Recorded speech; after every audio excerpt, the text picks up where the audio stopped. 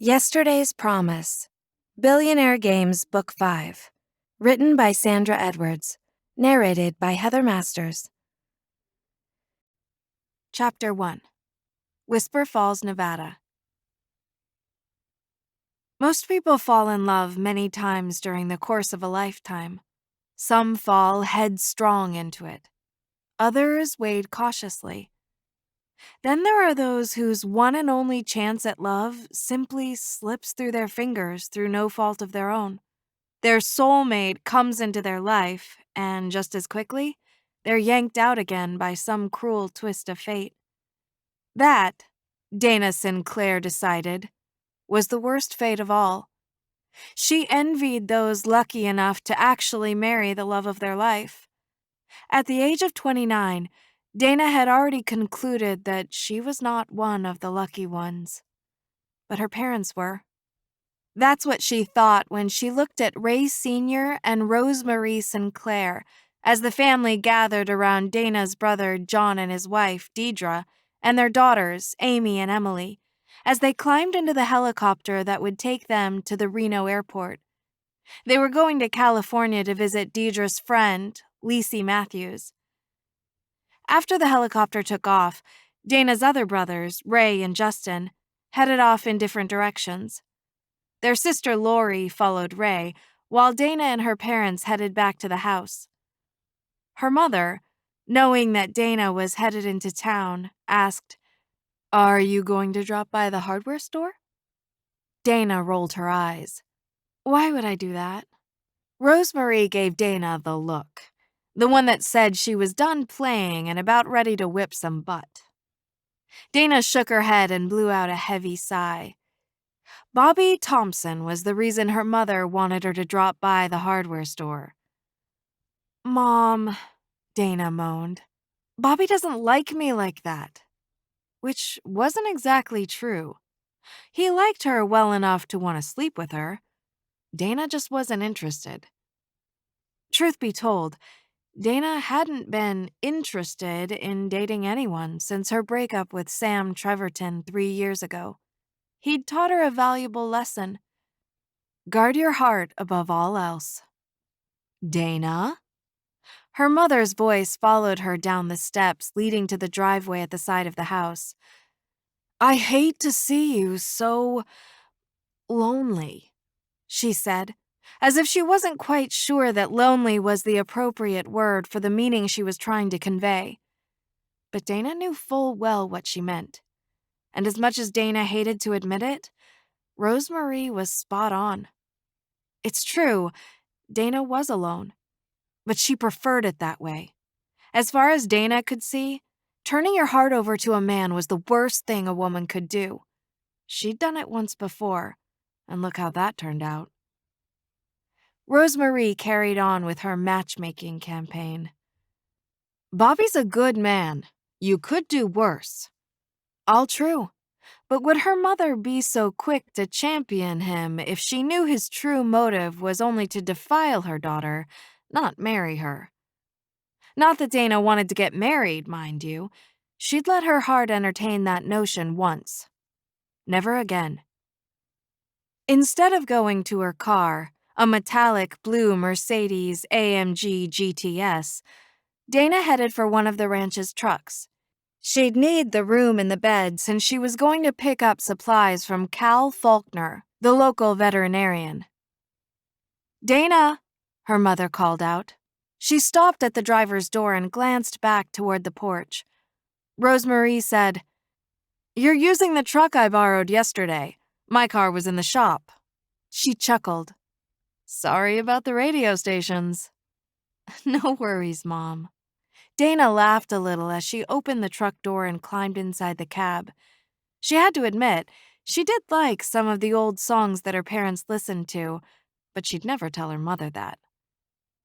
After starting the engine, Dana cranked up the AC.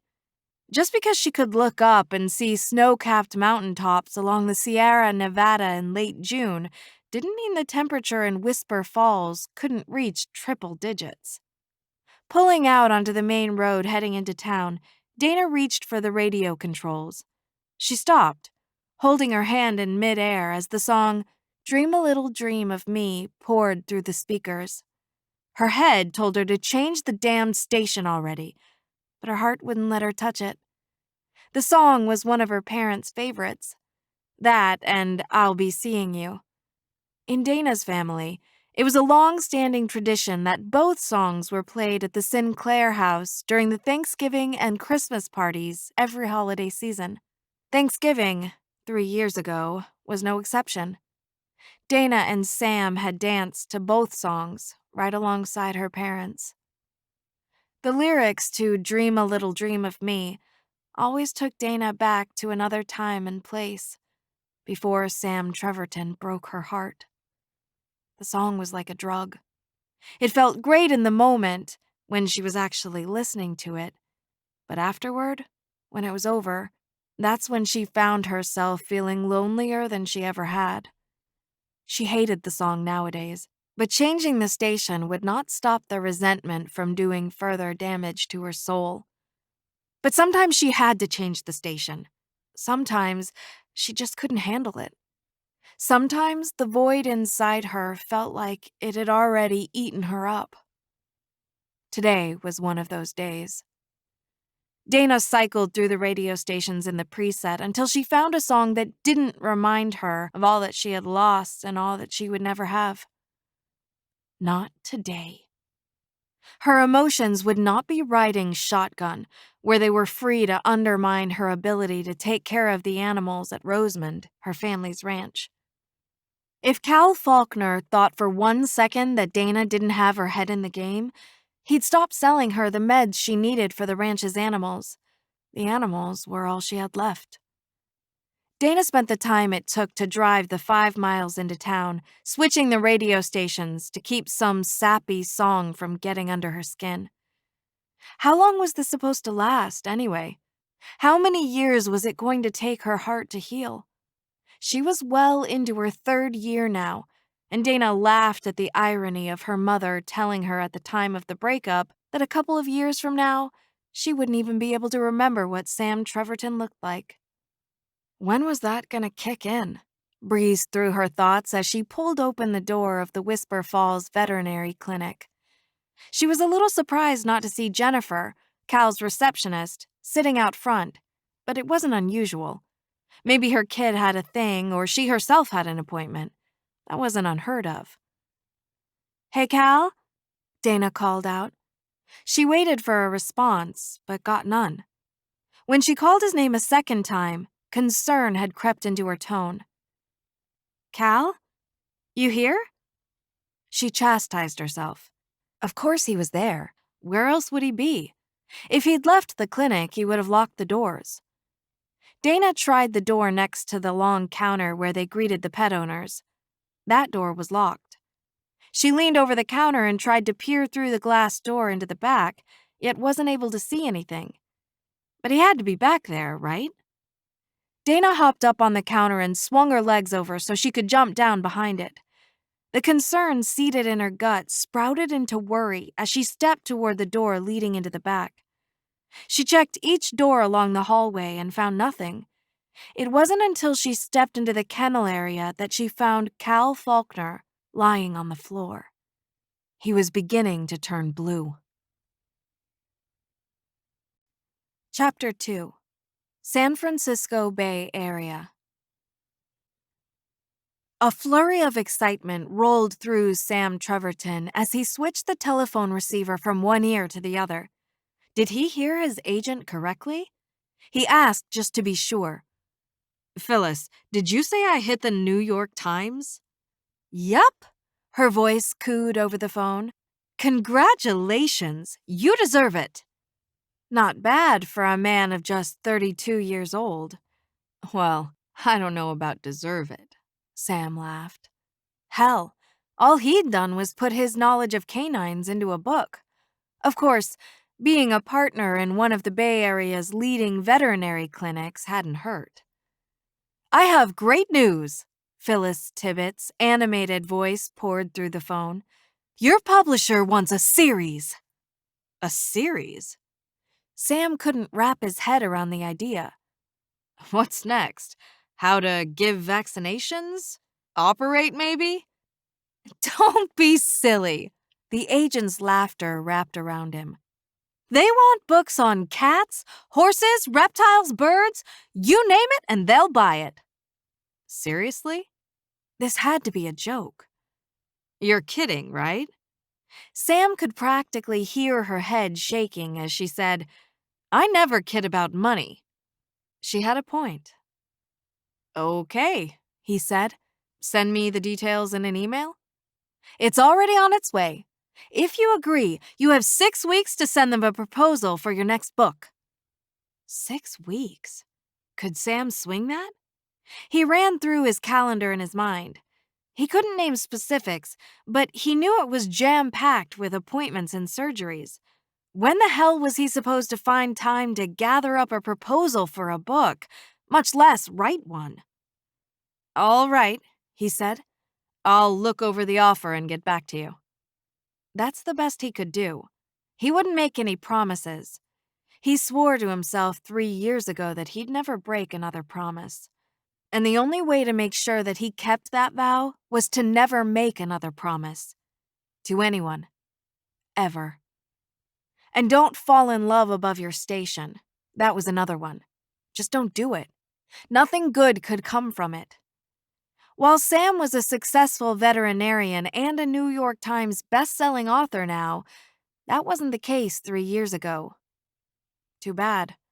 Maybe then he would have been good enough for Dana's family. It wouldn't have stopped the initial breakup, but it would have made it easier to come back after the dust settled. But as things had gone, Sam couldn't go back. Even before he broke Dana's heart, her brother Ray had made it clear that Sam was not worthy of his sister. While it may be too late for Sam and Dana, he couldn't help but wonder if being a New York Times best-selling author would have made a difference. Chapter 3. Whisper Falls, Nevada. Dana stood when she saw her parents come through the emergency entrance of the Whisper Falls Hospital. As they embraced her, Rosemarie asked, "Are you all right?" "Yes," Dana said as she nodded and tried to hold back the tears. Ray Sr. broke the hug and nudged Dana back down into the chair. Sitting at her side, he asked, "What happened, Dana? Is Cal all right?" "No." Dana shook her head. "No, he's not. He had a heart attack. They don't know if he's going to live or not." Her words trailed off as she dropped her face into her hands. Her mother sat down in the empty chair beside Dana and draped a loving arm around her, but kept silent.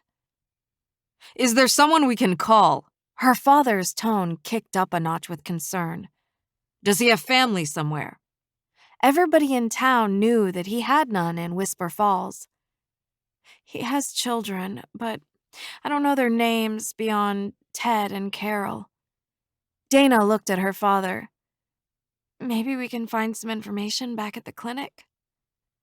Ray Sr.'s tone remained collected as he asked, "Have the doctors talked to you yet about Cal's condition?" "No," Dana said. "They promised to update me as soon as they could." Ray looked at Rosemarie. "You stay here with Dana. I'll go to the clinic to see if I can find an address or phone number for Cal's children." His focus returned to Dana. "Did you lock up before coming here?" "Yes," she nodded. "I have the key," she said, reaching into her blue jeans pocket and coming out with a single key. "I haven't given it back to Cal yet. I wanted to wait until he's in stable condition." Her father stood and took the key from her. "Good thinking." Dana watched him head off. Once he disappeared around the corner, she turned to her mother. "Do you think Cal's going to be okay?" she asked. "What if I didn't do enough to save him?" Rosemarie patted Dana's hand. "I'm sure you did everything you possibly could to save him. It's in God's hands now." Dana said, "I'm a jinx." Her mother's brow crinkled as her stare drilled straight through Dana. "Why would you say that?" "Bad things keep happening all around me," Dana shrugged. What else is there to conclude? Look, I'm sure Cal's going to be fine. And if he isn't, well, you didn't cause his heart attack.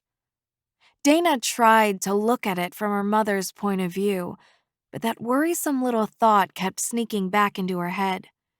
What if she'd gotten there 5 minutes earlier? Just when she was ready to dig down into her wallowing, Dana glanced up to see Dr. Norris emerging from behind the double doors that read, "Authorized personnel only." Dr. Norris, she stood as he came toward her. Is Cal okay? He'll recover. The doctor nodded, and Dana felt the weight of the world slide off her shoulders. We'll keep him here a few days, he said, just to keep an eye on him. Rosemarie spoke up. May we see him? Of course, but just for a few minutes. He's very weak. We promise not to tire him out, Rosemarie said.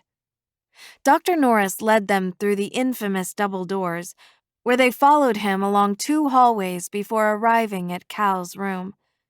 Pausing at the door, the doctor said, Now remember, just a few minutes. Dana tossed him a peace sign and said, Scout's honor. Dr. Norris laughed, then headed down the hallway. Dana looked at her mother briefly, pushed open the door, and stepped into Cal's room. He was lying there, eyes closed and looking so pale that it actually scared Dana. Again. Cal? She said softly. His eyes fluttered open. Cal smiled when his eyes met Dana's. I didn't scare you, did I? His voice was weak, barely audible. No, she said softly as she stepped up to his bedside. How are you feeling? You okay?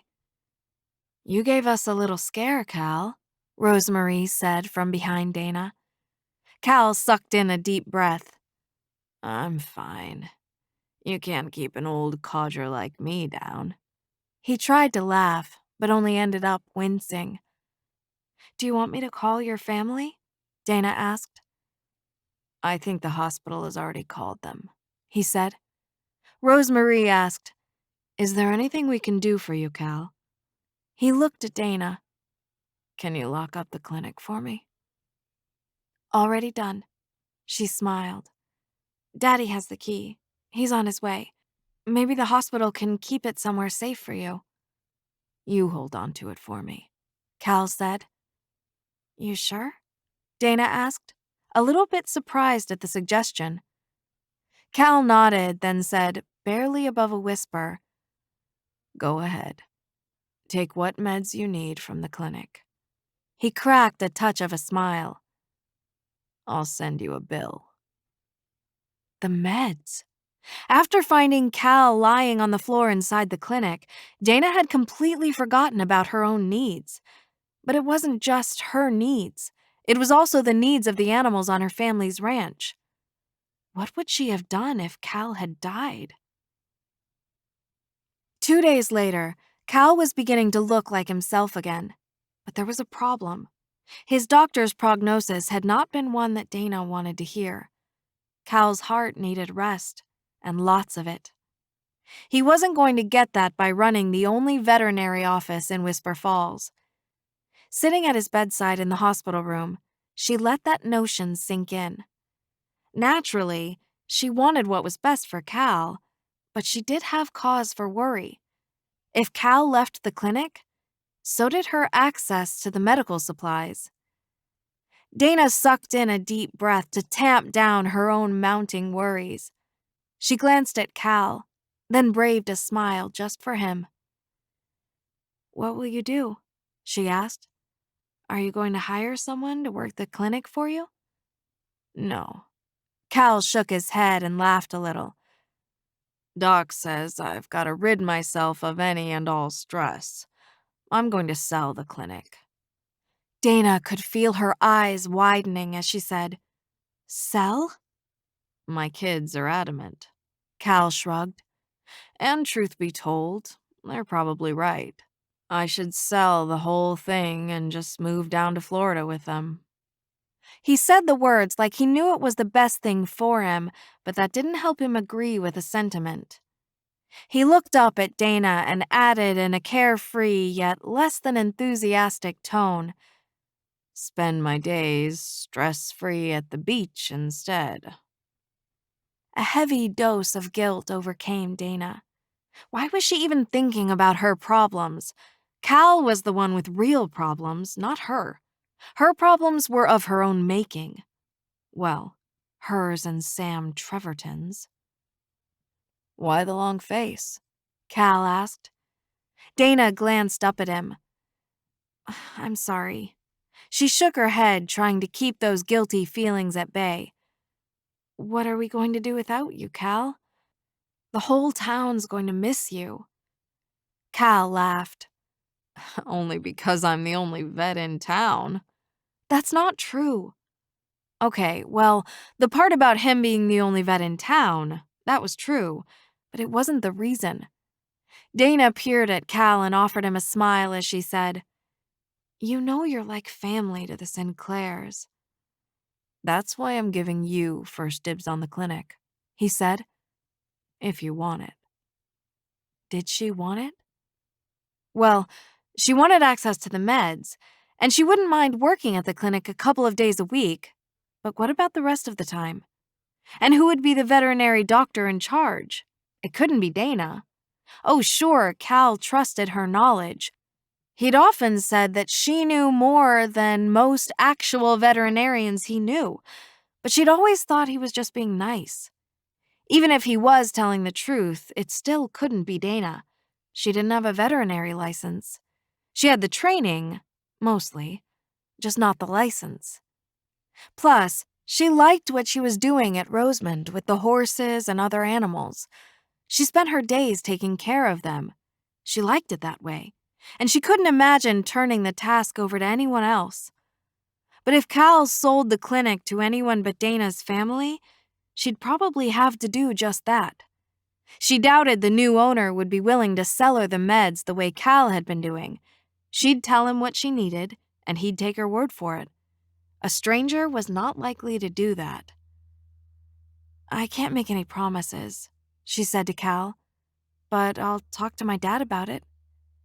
Maybe they could hire a licensed veterinarian to run the clinic." Chapter 4. San Francisco Bay Area.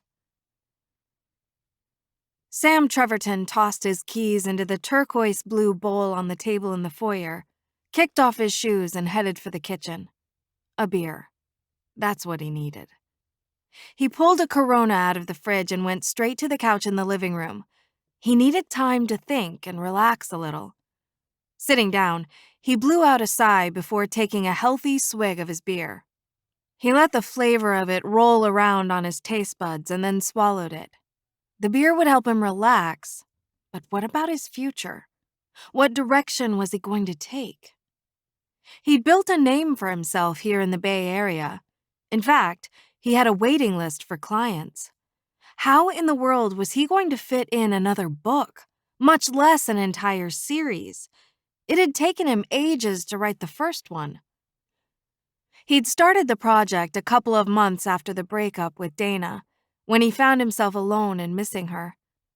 He'd really screwed up, and he'd known then that it was going to take more than an "I'm sorry" to get back in her good graces. That's why he'd written the damned book in the first place, to prove to her brother Ray that he was worthy of Dana.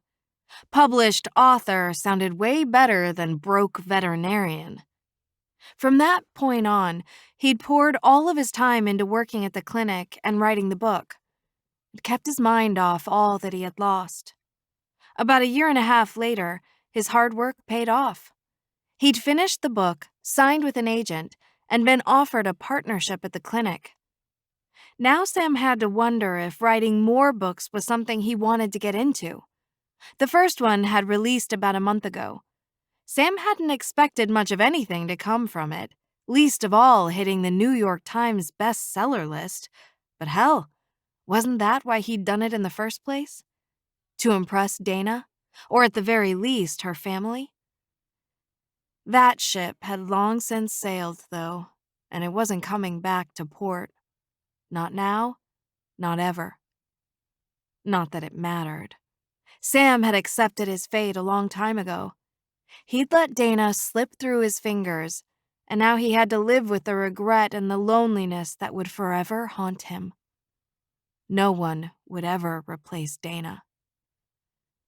Sometimes he couldn't help but wish that he could make their dream of opening up their very own veterinary office a reality, even if it was just him fulfilling the dream. He'd like to find a quiet little town, like the one she was from, and set up shop. A place where life would move more slowly than it did here in the Bay Area. Maybe that'd allow him to relax a little, and maybe his heart could finally begin to heal.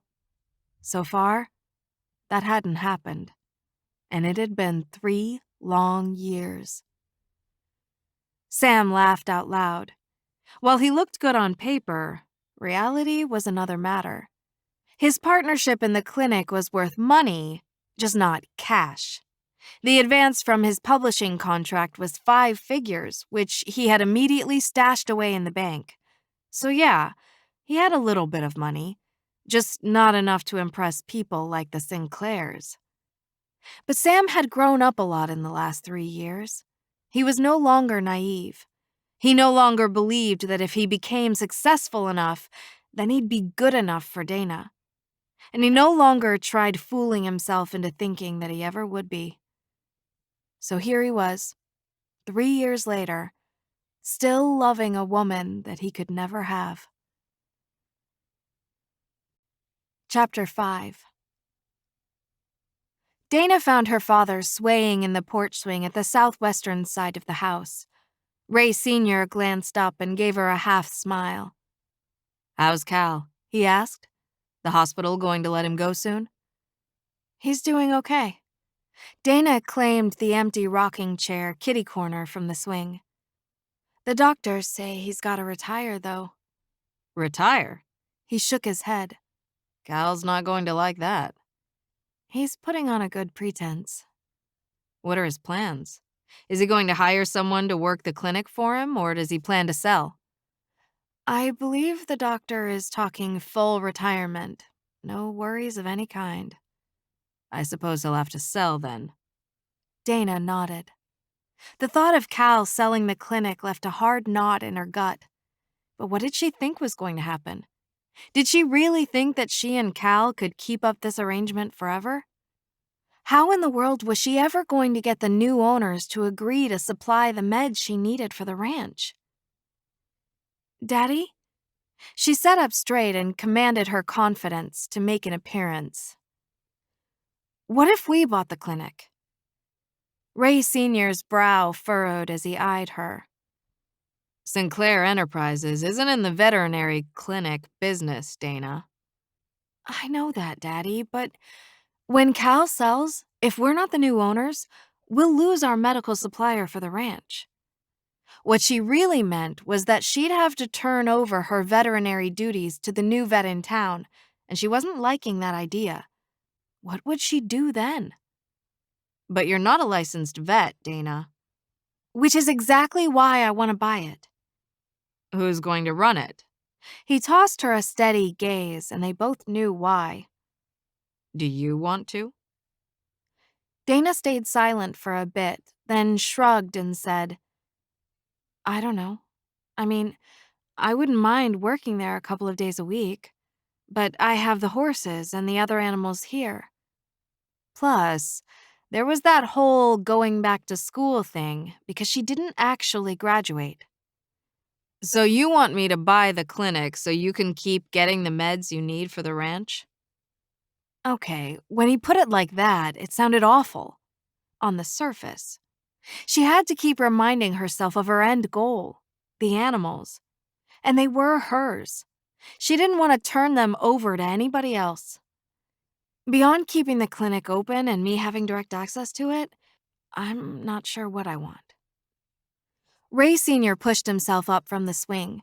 He looked at Dana and said, "You consider finishing school. Then we'll talk about the clinic." Ray Sinclair Jr. had a lot of paperwork to catch up on, so he'd opted to work out of the library on the western side of the house that morning, instead of taking the helicopter to his office in town. This always worked out well, so long as his father wasn't bored.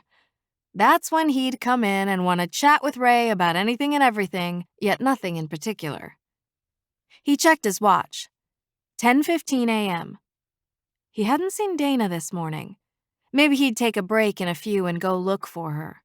She was pretty upset about Cal Faulkner, and Ray wanted to make sure she was okay. He looked back down at the notepad and prepared to scribble out the rest of the point he'd been making prior to his thoughts wandering off. Once he was done, he'd go down to the stables. Dana was probably out there with her horse. Ray had to make sure she was okay. Really okay. Not just okay as far as he was concerned, but okay from her standpoint. That's where he'd made his mistake before, thinking that he knew what was best for her better than she did. He'd thought he was doing her a favor by chasing off that guy from the Bay Area. What was his name? Treverton? Yes, that was it. Sam Treverton. It wasn't like Ray had anything against him in particular. He was sure the guy would end up being a great catch for somebody someday if he hadn't already. It had been 3 years after all. He just wasn't the right guy for Ray's little sister. Dana deserved so much more than being stuck inside some veterinary office in God knows where, working her fingers to the bone for the rest of her life. Dana deserved nothing less than the pampered lifestyle that their father had given their mother. But then something extraordinarily disconcerting happened. After the breakup, Ray had watched the light in his little sister's soul wither up and eventually die out. He felt responsible, and he'd do anything to bring that light back into her heart. Someday, he'd find a way to do just that, he told himself as he directed his attention back to the task at hand. He'd only written a couple of sentences when the door opened and his father waltzed in. "Hey, Dad." Ray held his gaze for just a few seconds before going back to the notepad in front of him. "What's up?" "We need to talk," Dad said, sitting in the chair in front of the desk. "I guess you've heard about Cal."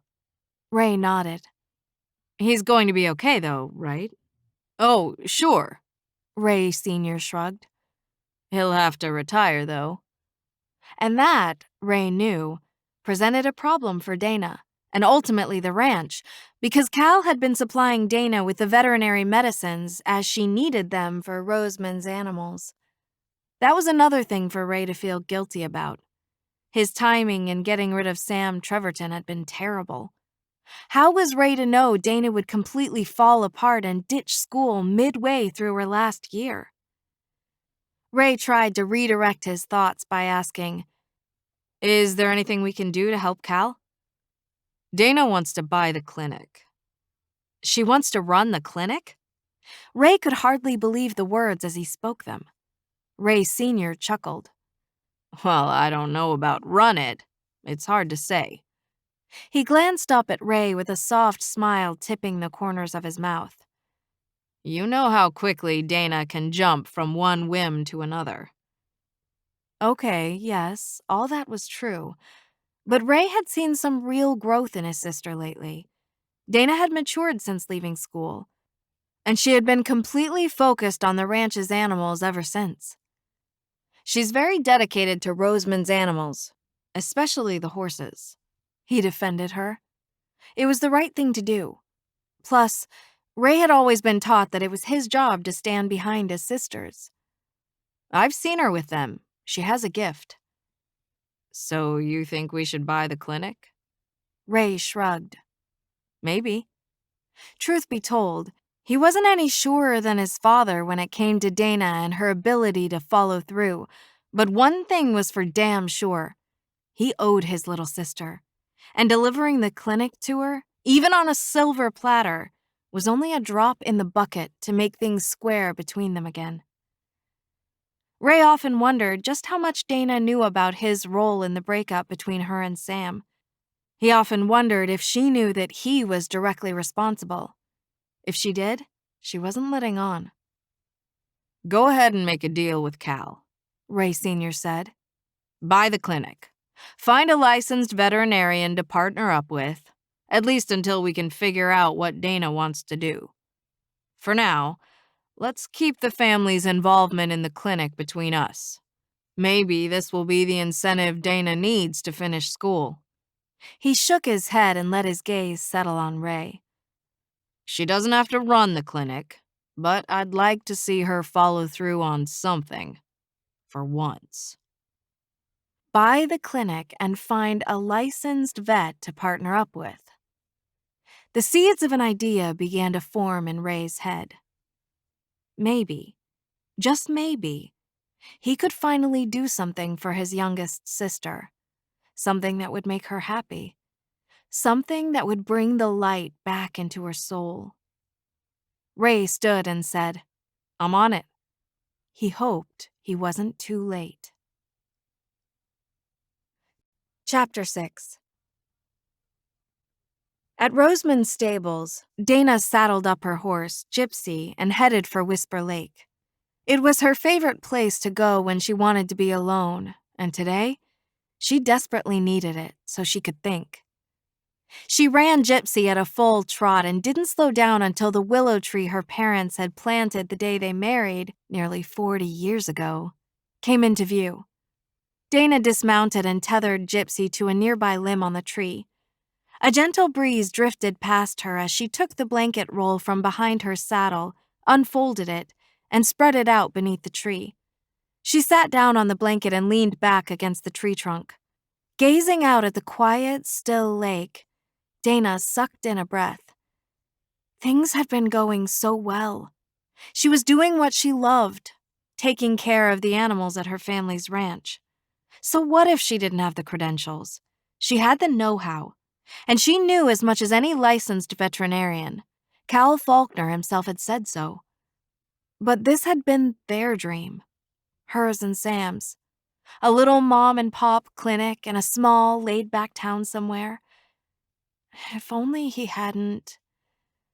It's been over 3 years, breezed through Dana's thoughts. Absence really did make the heart grow fonder, it seemed. But what Dana really wanted to know was, when was this moving on thing going to kick in? She'd told herself time and again that she didn't love Sam anymore, and continuing to do so simply made her look stupid. No matter how many times she reminded herself that he just didn't love her back, it did nothing to help lessen the blow of that fact. How could she have been so wrong? And how could he have lied so blatantly? Dana's thoughts traveled back to that Thanksgiving holiday, the one where she'd brought Sam to meet her family. Dana laughed at her naivete back then. She had wholeheartedly believed that he was the one. She let her gaze settle on the lake as her mind became consumed with the past. More than 3 years had passed, but Dana's memories were so clear that it was like it happened yesterday. It was the Saturday after Thanksgiving, and it was one of her fondest memories. Every year for the last 38 years, Ray Sr. and Rosemarie Sinclair had thrown 2 parties at Rosamond during the holiday season, one at Thanksgiving to ring in the holidays, and another on New Year's Eve to close them out. The same heady, whimsical feeling that she'd gotten from being in Sam's arms while dancing at the Thanksgiving party settled over her so strongly that it was like it was happening all over again. She sifted through her memories to get to the best part, the part where he had danced her out onto the terrace during the song "Dream a Little Dream of Me." He'd spent 3 days with her family, and frankly, she was starting to get a little worried. He hadn't said much, and every time she asked him what he thought about them, he just smiled and said, "They're fine, dear. I can see that they love you." And she could see that they, especially Ray and Lori, her brother and sister, had been turning a cold shoulder to Sam since yesterday. Or was she just imagining it? It could be the stars, or the moonlight. Everybody knew that nights like this could make you think things that weren't real. She shouldn't go there again, but she had to ask. So, what do you think? She was a little bit afraid of the answer. Calling her family overprotective was an understatement. She held her breath for a second or two before adding, "Of my family." That last bit was almost guaranteed to turn the conversation south quickly. Surprise swelled inside Dana as Sam laughed and rolled his eyes. "That bad?" she asked, a little more anxiously than she'd meant. Sam stopped dancing. He kept one arm fastened securely around her as he lifted his free hand to her cheek, where he caressed it and then brushed her hair away from her face. Eyes locked, he let a few seconds go by before grinning. This was a look she knew well. She'd only seen him give it to her. And by now, she knew exactly what was on his mind when that smile tipped the corners of his lips. He trailed his hand down the length of her arm, and she wished she'd worn a sleeveless dress so she could feel his touch against her bare skin. She said, "You're avoiding the question." "Me?" His brow furrowed as he fought the smile attempting an escape. He was somewhat successful until he added, "I never avoid anything." He clasped his hands together behind her back and pulled her closer.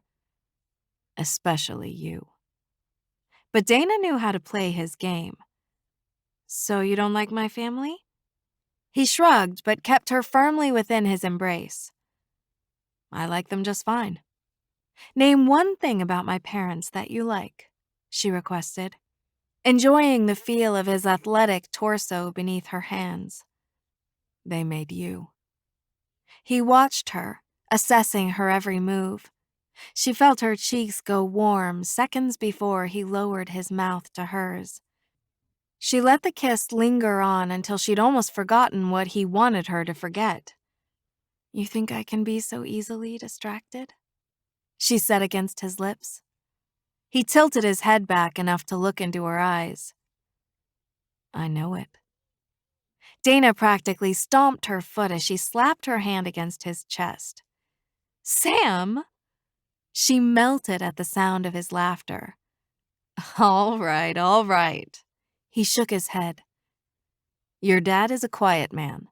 He thinks before he speaks, so you'll only ever know what he wants you to know about what's inside his head." He let that sink in, then continued. "Your mother is the mediator of the family.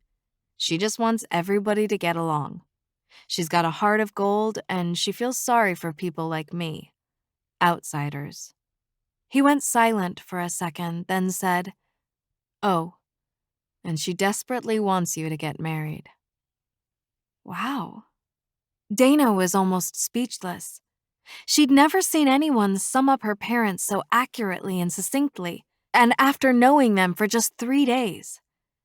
"That is so spot on, it's scary," she said, with a laugh that matched her thoughts. "Oh, I'm just getting started," he said with a hint of laughter. "Your brother Justin? He's the one who's most like you. He likes the ranch and working it. I think he'd be very happy to remain a cowboy all his life." Okay. Dana nodded. Sam was spot on about Justin. It was the ranch that was in his blood. "Now your sister Lori and your brother Ray," Sam squinted and his mouth tightened. "They don't like me very much, but I get that they're worried about you." "My brother scaring you off?" Dana asked, even though she was afraid of the answer. Sam snorted, then pulled Dana back to him and kissed her, long and hard and deep. After sufficiently turning her knees to jelly, he asked, "That answer your question?" With the heat of Sam's kiss still lingering long after it ended, she let herself buy into the notion that Sam was the one, the man she'd spend the rest of her life with. A low rumbling from Gypsy pried Dana away from the memory. As she came back to the here and now, she could still feel the heat of Sam's kiss from so long ago. Dana glanced up at Gypsy. The horse snorted. Yeah, I know. Dana pushed herself up. I'm a dumbass, she added, as she headed to the saddlebags strapped onto the animal and pulled out a baggie filled with fruit slices. She offered a piece to Gypsy. As the horse munched on a chunk of fruit, Dana rubbed him behind the ear, saying, "But you still love me, right, Gypsy?" Chapter 7. Sam checked his watch. He had 10 minutes until his next patient, a Bengal cat named Felix. He'd been treating the animal since birth, almost a year now. If he sat at the desk in his office quietly enough, maybe none of the receptionists would ask him to squeeze in another walk-in. That was one of the bad things about accepting the partnership with a prominent veterinary hospital in the Bay Area. Sam was the low man on the totem pole.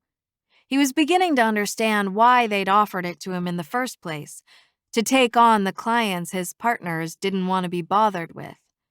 But, as they say, every cloud has a silver lining, and Sam had made sure that this one did too, just in case. If the right opportunity came along, he wanted the option to sell his interests in the partnership. Considering the prime location and caliber of the staff, he knew before accepting the partnership that he could make money off of it. Of course, any sale would have to be approved by the board, but that didn't bother Sam. There were plenty of qualified veterinarians out there. If his partners chose to block the sale after he presented a qualified buyer, then based on the stipulations that Sam himself had laid out in his contract, the partners were required to buy him out at a fair market value.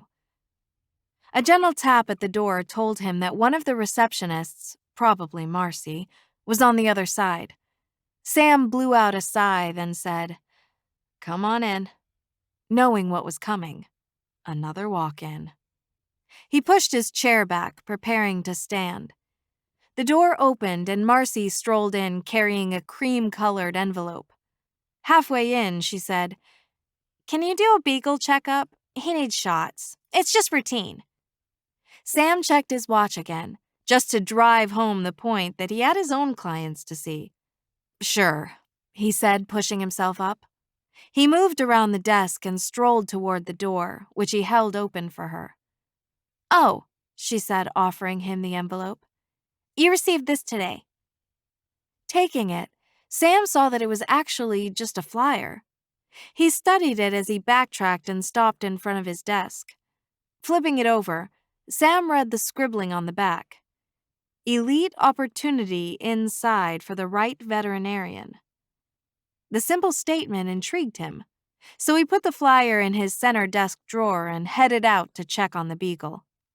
90 minutes, 4 appointments, and 3 walk-ins later, Sam settled in at his desk and retrieved the flyer, curious to take a closer look at this elite opportunity. Carefully, he peeled back the sticker that sealed the folded paper and began reading.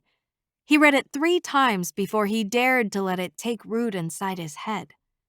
50% ownership in a small-town clinic for $50K, with 0 down, both of which had to be typos. Nobody in their right mind would sell it for that in a place like Whisper Falls. He'd been there. To the very clinic referenced in the flyer, in fact, 3 years ago. Half ownership in the place that Dana had taken him to should be worth more like 5 times as much, maybe more. Dana. Sam swallowed around the sorrow lumping in his throat. That burning desire of his to return to Whisper Falls as a successful businessman reared its determined little head again. Even after he'd given up hope of ever winning Dana back, he still dreamed of walking back into town with his head held high, just to prove that he was worthy of her. But that was just a pipe dream, wasn't it? Sam had, after all, broken Dana's heart beyond repair. He had never kidded himself, not once during the last 3 years, that she would ever forgive him. He knew she wouldn't. She couldn't. Hell, she'd probably moved on. The odds were that she was married by now. maybe even had a kid or one on the way. It had been that long, and Sam didn't think he could stand to watch her live her life with another man and his children. No, it was better just to stay away. Better for his sanity, anyway, because the simple fact was that Sam had not moved on. He was starting to get that he never would. What if Dana hadn't been able to move on either? The thought tore through his mind like a whirlwind. What if she hadn't? It wasn't an impossible notion. After all, Sam hadn't gotten over her. He sucked in a gulp of optimism and told himself that perhaps he should head on up to Whisper Falls this weekend and check things out. If Dana was married, he was out of there. If by chance she wasn't, well then, maybe he'd stay. He was, after all, worthy of her now. He now had the means to take care of her in the style she was accustomed to.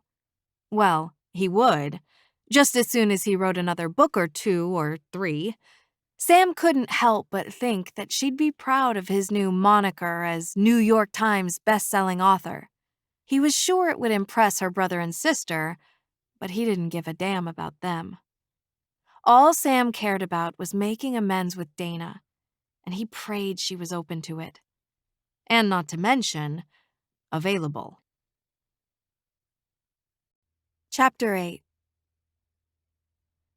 Sam Treverton guided his Ford F-350 along the vaguely familiar route, headed for Whisper Falls. The last time he'd made this trek, 3 years ago last November, he'd been with Dana, and he thought he'd been nervous the first time he came to town. On his one and only trip to her hometown, he had not realized the caliber of wealth that she came from until he got a look at her family's home. He'd been caught off guard and hadn't handled the grilling from her older siblings very well. He didn't know why he was so nervous this time. It wasn't like he was going to be paraded in front of her family again. Nope. He didn't have to worry about their opinions of him this time. Unless Dana was single. But really, he coached himself. What were the odds of that? Reality check. Sam hadn't forgotten how incredibly beautiful Dana was. Her hair was long and a sandy brown color, making her sapphire eyes stand out with intensity. Couple that with her tall, willowy frame and those long, long legs of hers, and it's no wonder that Sam was smitten from the get-go. On top of all that, she was the sweetest, kindest person Sam had ever met. And God, the girl was smart. During the first weeks of her internship at the veterinary hospital where they'd met, she'd known instinctively what the animals' problems were and how to care for them. No. Sam was quite certain that he was not the first man, nor would he be the last, to get caught under her spell. He shook the negative thoughts out of his head. He wouldn't let the story end up a tragedy before it even got started. And this opportunity was too good to dismiss without at least checking it out. If Dana was single. He knew it was a stupid move to come to town without knowing the particulars first, but he hadn't had time to hire a PI to look into it. He didn't know how many other people had gotten the flyer. He'd attributed his own receipt of it to dumb luck. But if Dana was still single, and he did end up buying into the clinic, boy, he sure was dealing with a whole lot of ifs here. It was better to take a wait-and-see stance. He didn't really need to get his hopes up. Besides, even if Dana was single, there was no guarantee that she'd ever forgive him for what he'd done to her. And the kicker was, Sam hadn't forgiven himself. He felt a sense of anxiety settling around him as he passed a sign that said, "Welcome to Whisper Falls, population 17,892. Sam pulled into the driveway of the Gold Creek Motor Lodge, went inside and checked in. After putting his luggage in his room, he headed out to go meet up with the real estate agent. Cruising along Main Street, he knew when he'd hit the heart of town. Businesses lined both sides of the street, including an old-school theater, a bank, 2 law offices, several shops, a couple of restaurants, and numerous apartment buildings. A couple of parking spaces sat empty between Della's Cafe and Marty's Fine Clothing. Sam snagged the one closest to Della's. He grabbed his wallet from the cup holder and stuffed it inside his pocket as he got out of the truck. Sam checked his watch, 1:10 p.m., as he opened the door to the restaurant. He had just enough time to stop in for a cup of coffee before heading over to meet the realtor at 1:30. Who knows, he thought, as he claimed an empty stool at the center of the counter. He might get lucky and score a little info while he was at it. The waitress, a pretty girl with dark hair and eyes, flashed Sam a smile as she pushed herself away from the counter and strolled toward him. She looked him up and down, then said, "Is there something I can help you with, sugar?" Sam glanced at her name tag. "Well, for starters, Amber, you could get me a cup of coffee." "Anything else?" Sam shook his head. "I've got a meeting with Dane Realty in 15 minutes, he said, turning over the cup in front of him. Amber grinned. Her eyes slid down to his hands resting on the countertop. "You moving to town?" He could just about pinpoint the moment when she realized he wasn't wearing a wedding ring. Her eyes brightened as she turned up the charm a notch and flashed him a suggestive smile. "I'd be more than happy to show you around," she said, grabbing the coffee pot and filling his cup. "I'll keep that in mind," he said, reaching for the cream and sugar. She leaned against the counter, offering a peek of her cleavage in the process, as he doctored his coffee. "So, what brings you to our sleepy little town?" Stirring his concoction, Sam said, "Just checking out the prospects." "Oh, yeah?" She giggled and touched his arm, raking her red fingernails over his skin. "What do you do?" He looked up at her, offering no glances or smiles of encouragement as he said, "I'm a veterinarian." "Do tell." Her eyes twinkled with excitement, probably because she knew that Cal Faulkner, the only vet in town, had recently moved away. "And we need a vet around here," she said with an enthusiastic nod. "Ours got sick and moved to Florida."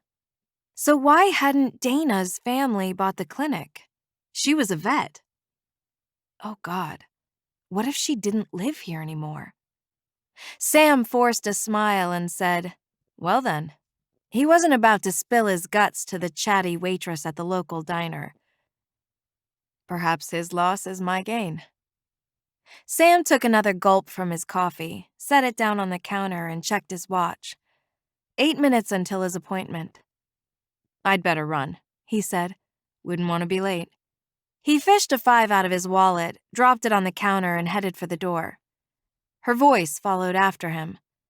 "Remember, if you need a tour guide, I'm your girl." Sam tossed her a wave without looking back. Instead, he pushed open the door and ventured out into the high desert's cool mountain breeze.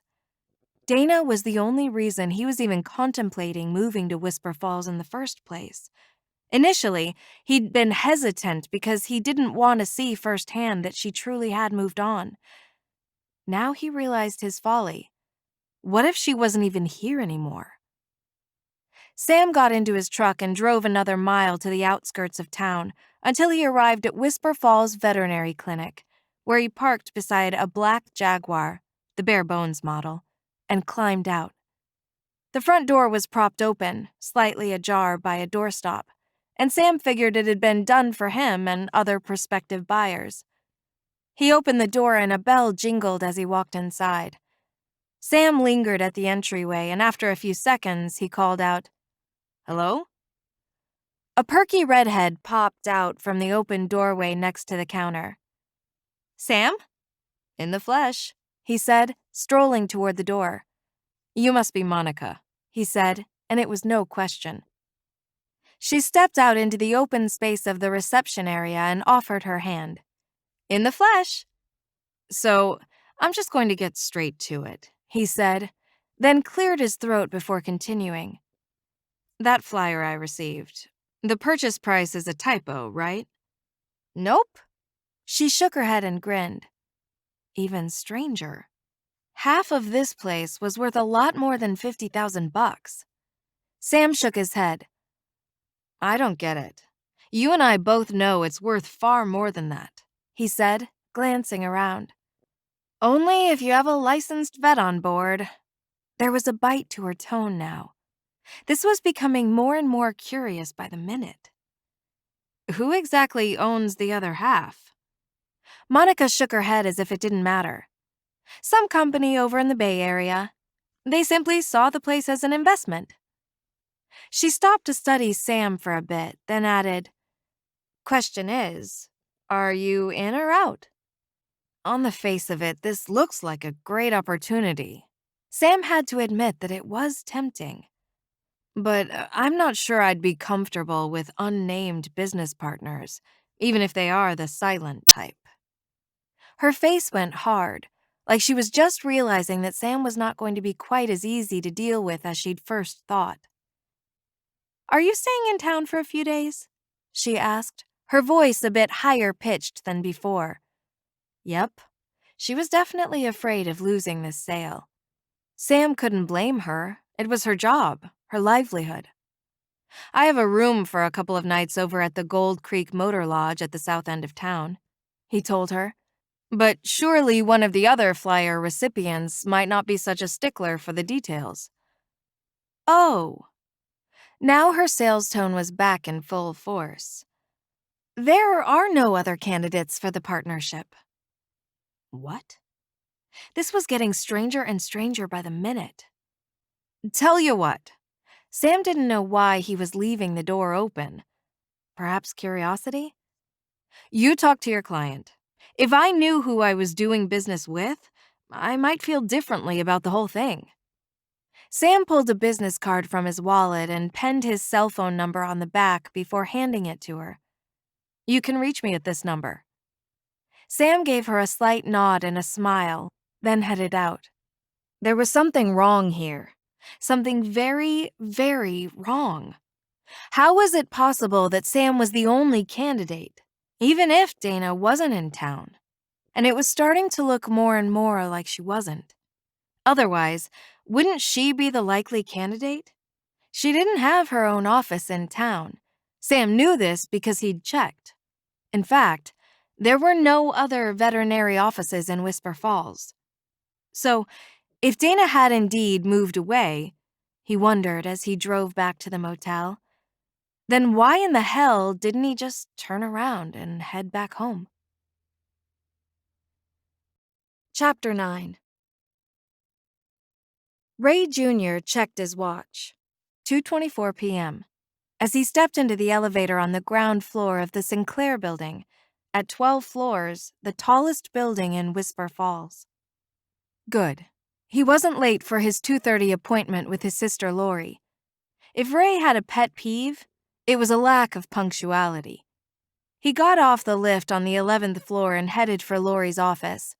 Her secretary smiled when she saw Ray. He said, "Morning, Jane," and stopped at her desk, adding, "She's expecting me."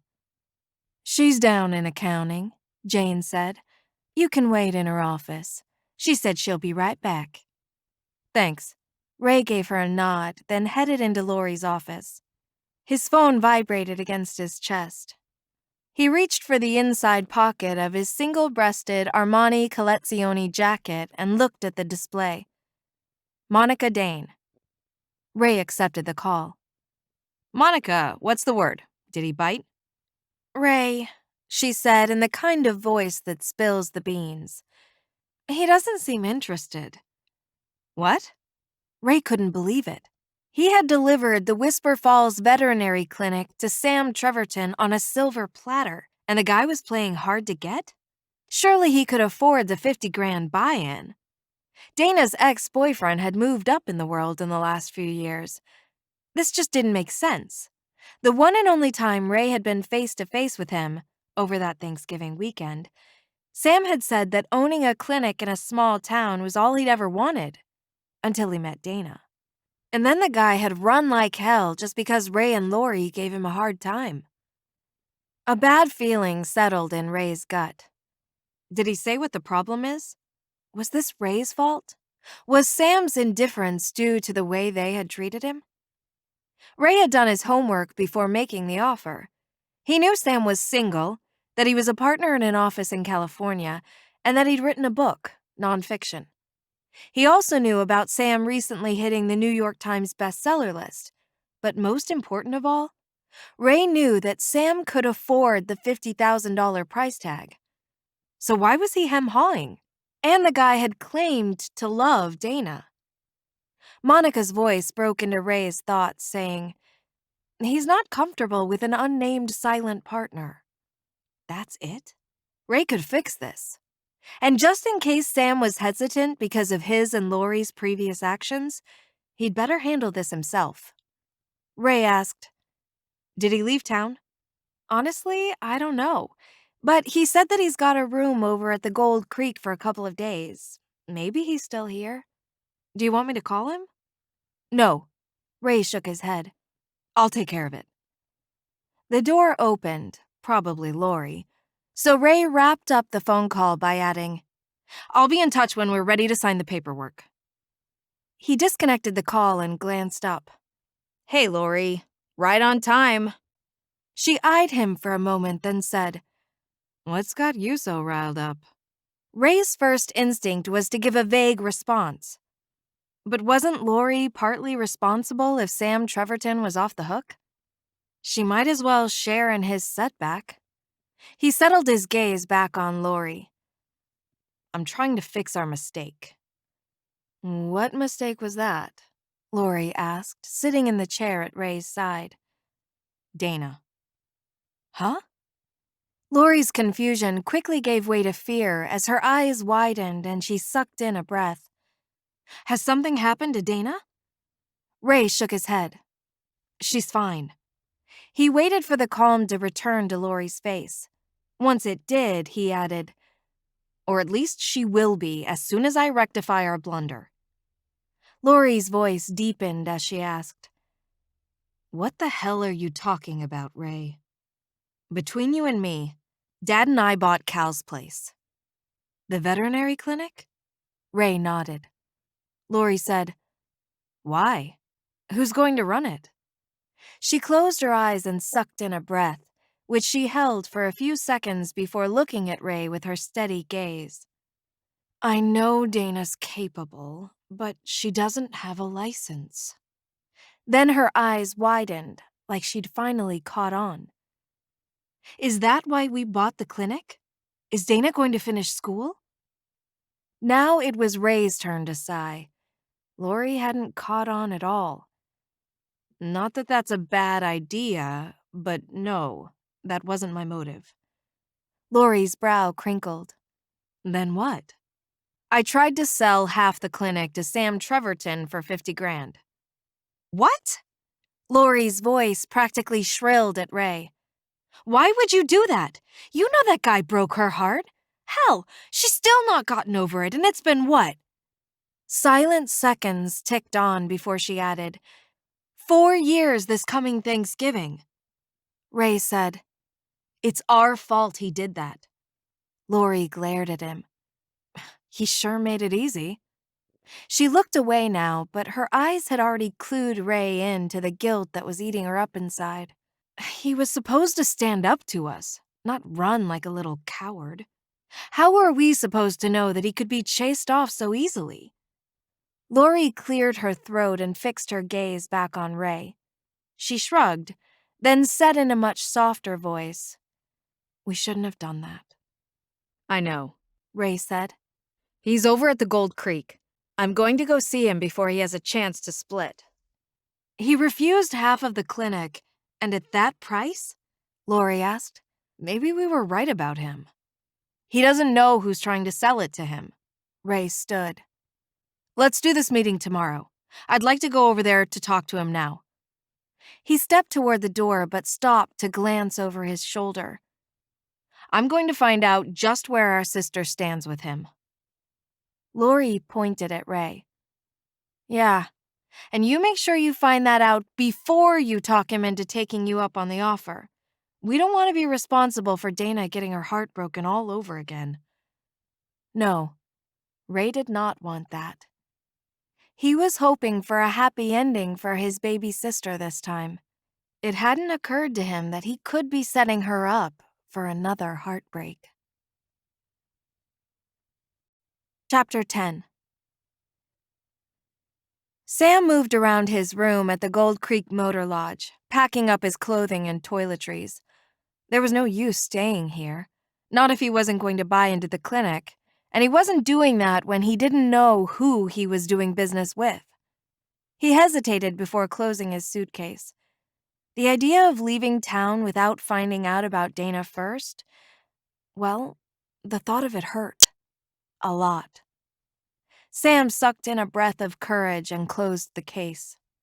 Hell, if he really wanted to know what became of Dana, all he had to do was drop by Rosamond on his way out of town. Sure, it'd take him out of the way, but not by much. He'd probably lose half an hour getting back on track, since the house was to the north while his chosen route home was to the south. Maybe that's what he'd do. He'd pack up, check out, and drop by the Sinclair place before heading back into California. If nothing else, he could at least put the mystery to rest. Sam set the suitcase by the door and went back to retrieve the duffel bag on the other side of the room. 2 steps from the door, an unexpected knock caught him off guard. He backtracked and opened the door. Sam was not expecting to see Ray Sinclair standing there with a smile on his face. His first thought was to slam the door in the guy's face. Sam hadn't forgotten the last words he'd heard come out of Ray's mouth, something akin to, "My little sister deserves better than you can give her." Hell if he was going to listen to that shit again. Ray must have guessed the thoughts roaming around in Sam's head because he raised his hands as if surrendering and said, "I'm not here to fight with you." Okay, that piqued Sam's curiosity. "Why are you here?" "May I?" Ray asked, gesturing toward the interior of Sam's room. Not the least bit afraid of him, Sam stepped back and motioned Dana's brother inside. He welcomed any aggressive behavior from Ray. Hell, he'd wipe the floor with him and wouldn't feel the least bit bad about it either. Ray crossed the threshold and claimed a seat at the small table near the door. Sam sat in the chair across from him. "How did you know I was here?" Ray said with a shrug. "Monica told me where to find you." Caution entered Sam's voice as he asked, "Monica Dane?" Just when he was about to start grilling Ray, another thought entered his head. "Where is Dana?" "She's out at the house," Ray said with a shrug. Hope marched into Sam's head, but he cautioned it not to celebrate too quickly. For all he knew, Dana's husband and maybe even a kid or two were also out there. "How is she?" was all he could think to say. "She's fine." "Is she married?" "No." Ray went silent for a bit, then said with a sad sort of smile, "She's closed off her heart." Sam said without thinking, "That's my fault." "No." Ray shook his head. "The fault is all mine." "Huh?" Sam gave Ray a long, hard look. "Why are you here?" he asked. Whatever his game was, Sam wasn't playing. "Look," Ray said. "Lori and we—" He stumbled over his words until he found the right ones. "I was hard on you. I should have left it alone." Ray looked away, but Sam didn't miss the inner struggle that was clearly showing on his face. Finally, he looked back at Sam. "I had no idea how badly losing you was going to break her heart." Sam's own heart pounded against his chest. Dana had loved him, but Sam was sure that he'd killed it. Clearly, Ray had no idea what had really gone down. "And this realization is just now coming to you?" If Ray was wallowing, then Sam didn't mind throwing a little more mud in the pen. Sure, it was petty of him, but damn if it didn't make him feel better. Ray shook his head. "We thought she'd get over you.